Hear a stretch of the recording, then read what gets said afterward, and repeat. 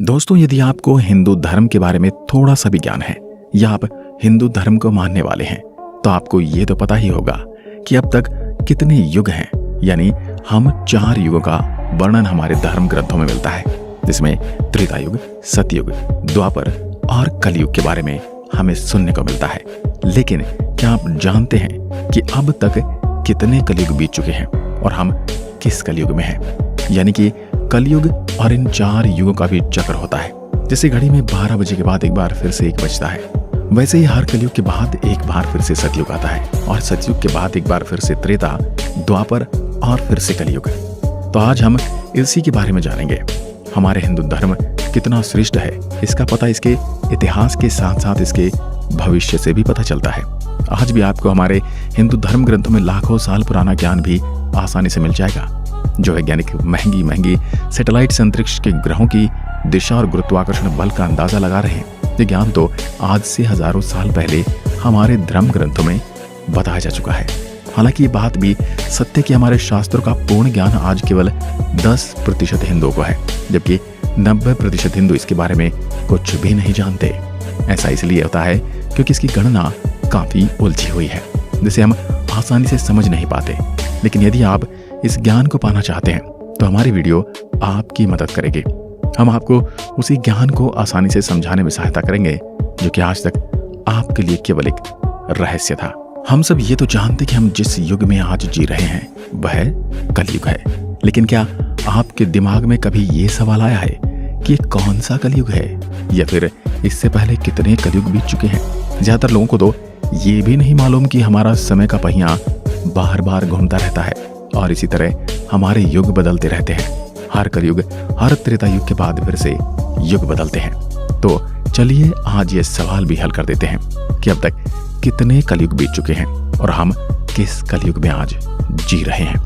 हमारे ब्रह्मांड का निर्माण ब्रह्मा जी से हुआ है, या फिर ये भी कहना गलत नहीं होगा कि ब्रह्मा ही है ब्रह्मांड। ब्रह्मा जी का भी जन्म हुआ है और एक दिन उनकी भी मृत्यु हो गई। कहने का अर्थ ये है कि हमारे ब्रह्मांड का जन्म हुआ है तो उसका अंत भी होगा। हालांकि कालखंड इतना लंबा होता है, अगर उसे अमर ही कह सकते हैं, क्योंकि ब्रह्मा जी का जीवन 100 वर्ष का है। लेकिन ये 100 साल हमारे समय जितने छोटे नहीं हैं, बल्कि ये 100 दिव्य वर्ष हैं, जिसमें एक दिव्य वर्ष में 360 दिन होते हैं।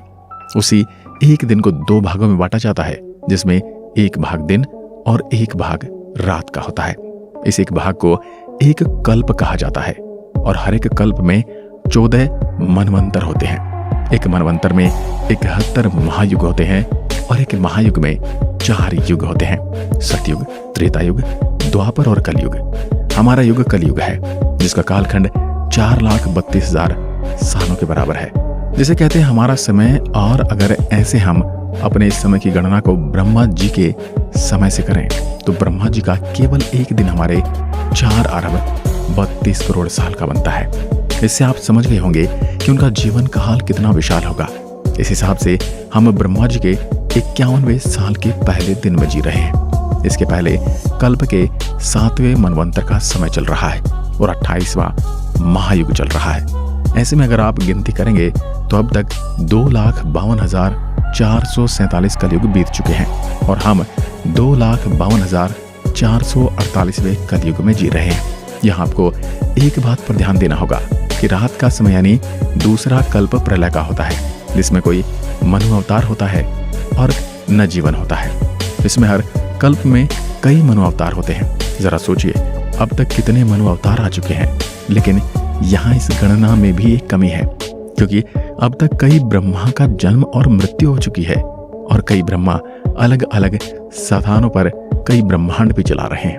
तो हम ये भी नहीं कह पाएंगे कि अब तक कितने कलयुग बीत चुके हैं। हाँ, ये अंदाजा जरूर लगा सकते हैं कि वर्तमान में ब्रह्मा जी के कितने कलयुग बीत चुके हैं। तो इस वीडियो में आप जान गए होंगे कि हमारा कलयुग इकलौता नहीं है, बल्कि इससे पहले भी कई कलयुग आए और उसके बाद भी कई कलयुग आते रहेंगे। आज की वीडियो में बस इतना ही। आपको हमारी वीडियो कैसे लगी हमें कमेंट में लिखकर जरूर बताएं। एक बार फिर मिलते हैं एक और ऐसे ही ज्ञानवर्धक वीडियो के साथ। तब तक के लिए नमस्कार, धन्यवाद।